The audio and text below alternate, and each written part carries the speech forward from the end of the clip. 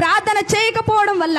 కనుక దేవుడు మాట్లాడుతున్నాడు కదా, మీరు శోధనలో ప్రవేశించకుండా మీరు ప్రార్థన చేయండి. దేవునికి స్తోత్రం, హల్లెలూయా. ప్రార్థన ఊపిరి వంటిది. ప్రార్థన ఎప్పుడైతే మన జీవితంలో ఉంటుందో మనము ఏం చేస్తామంటే మన ఆత్మ అండి బ్రతికి ఉంటుందండి.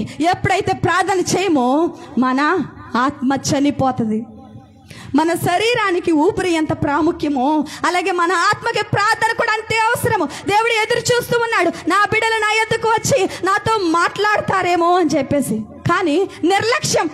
ఇదిగో ఈరోజు మీరు గమనించవలసింది ఏంటి అని అంటే, మానవుడు ఉదయాన్నే లేస్తున్నాడు ఈ లోకంలో జీవించడానికి, కష్టపడడానికి.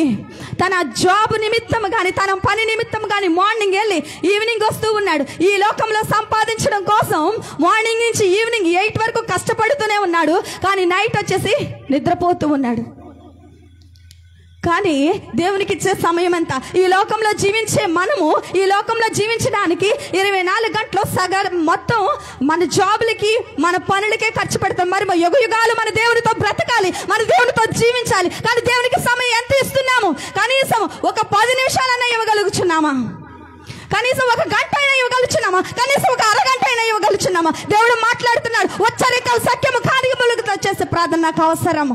ప్రైజ్ ది లార్డ్, హల్లెలూయా, హల్లెలూయా. ఈ రోజు తీర్మానం తీసుకోవాలి. అయ్యా నేను ప్రార్థన చేస్తానయ్యా, ఇప్పుడు వరకు నీకు దూరంగా ఉన్నానయ్యా, ఇప్పుడు నేను ప్రార్థన చేస్తానయ్యా, నీతో మాట్లాడతానయ్యా అని చెప్పేసి గొప్ప తీర్మానం తీసుకునే వారిగా ఉండాలని చెప్పేసి ప్రభువు మాట్లాడుతూ ఉన్నాడండి. కనుక యుగ యుగాలు మనం దేవునితో బ్రతికే వారమై ఉన్నాము.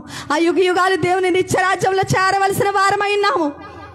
కనుక మనము ప్రార్థన చేసే బద్దులమై ఉన్నాము.